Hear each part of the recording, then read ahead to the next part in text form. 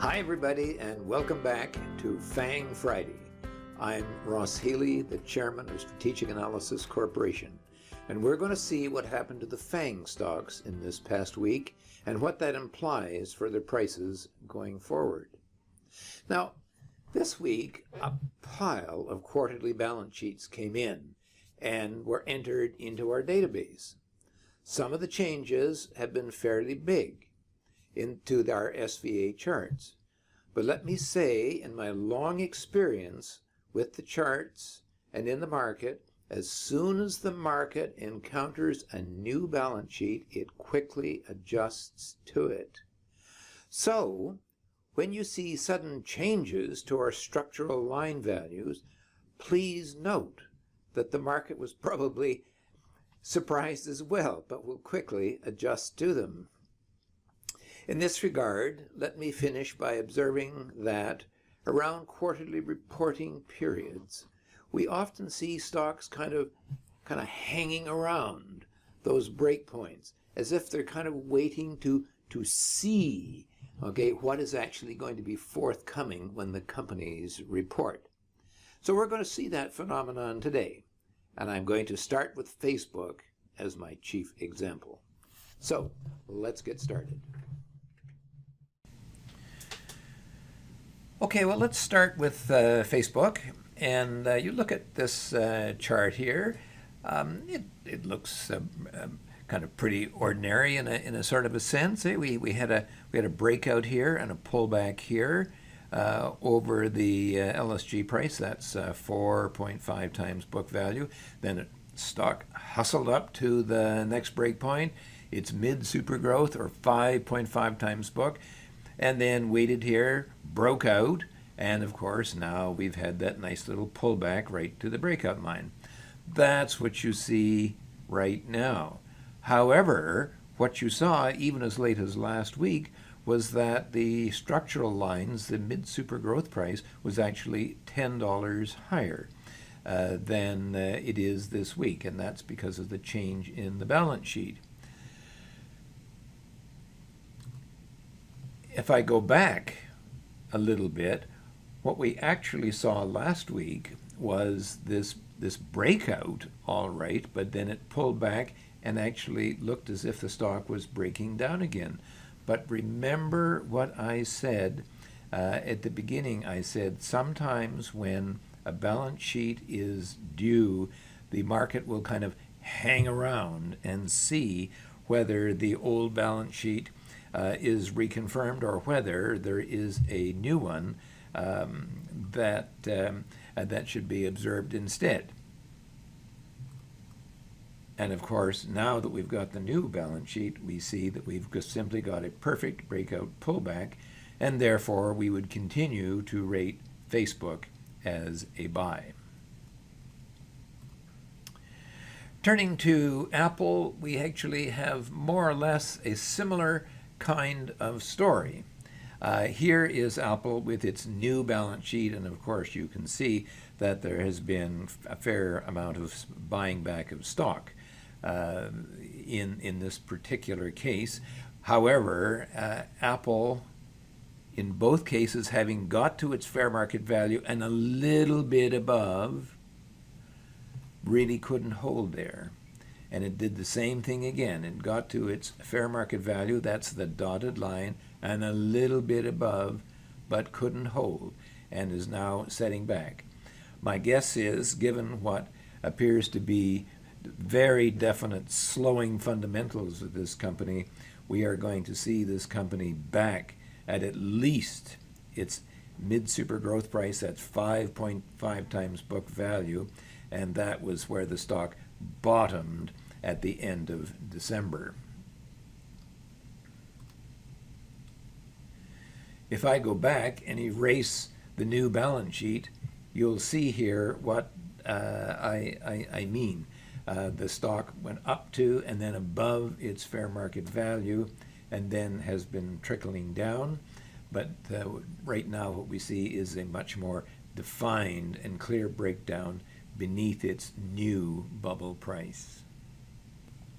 Okay, let's turn to Amazon, and what we can see here is after an attempt to get one more breakpoint up, the stock actually has been sort of oozing back down again to its HB3 level. That's 16 times book value. It should get there and it should rebound, or else.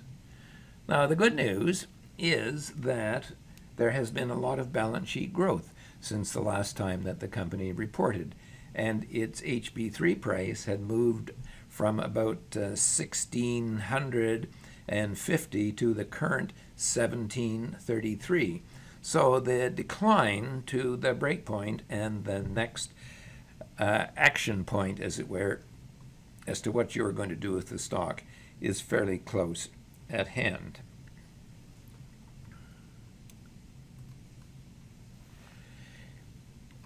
Here's Alphabet. There was a little bit of change to the Alphabet balance sheet, not much.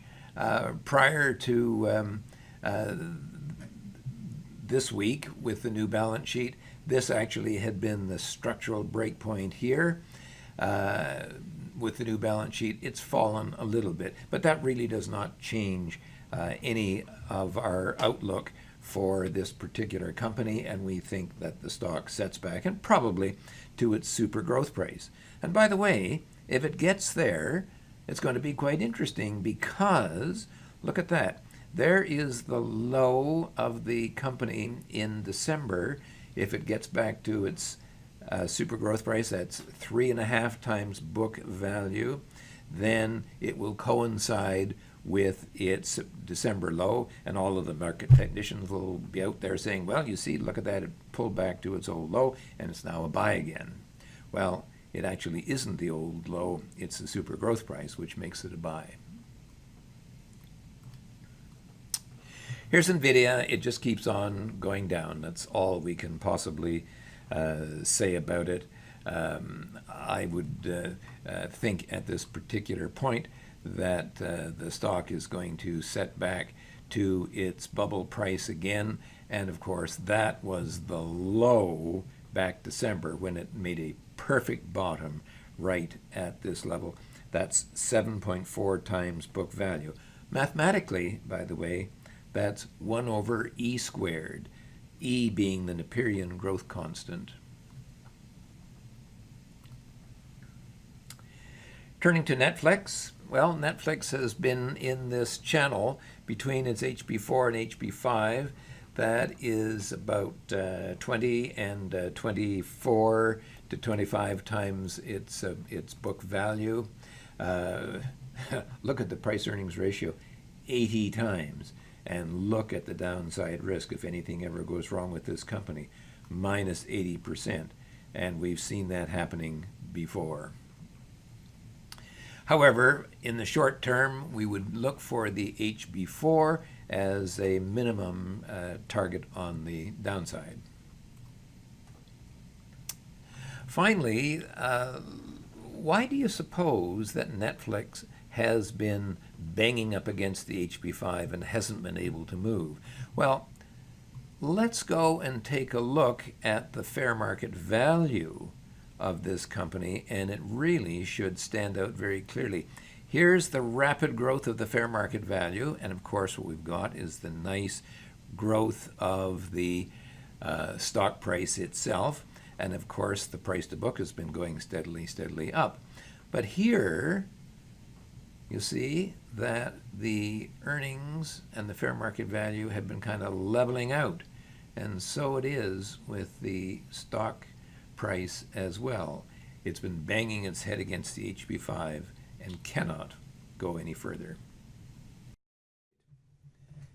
Anyway, so that was the week that was.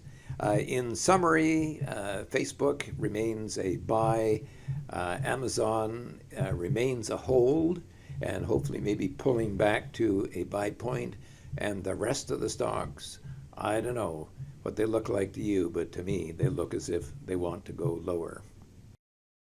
Our clients get over 4,000 different stocks with this information in it. So if you would like to learn more, go to strategicanalysis.ca and you can see what is available to you. If you would like us to review one of your stocks on FANG Friday, then get in touch with us below. In the meantime, this is Ross Healy saying that nothing, including investing, is difficult if you have the right tools. See you next week.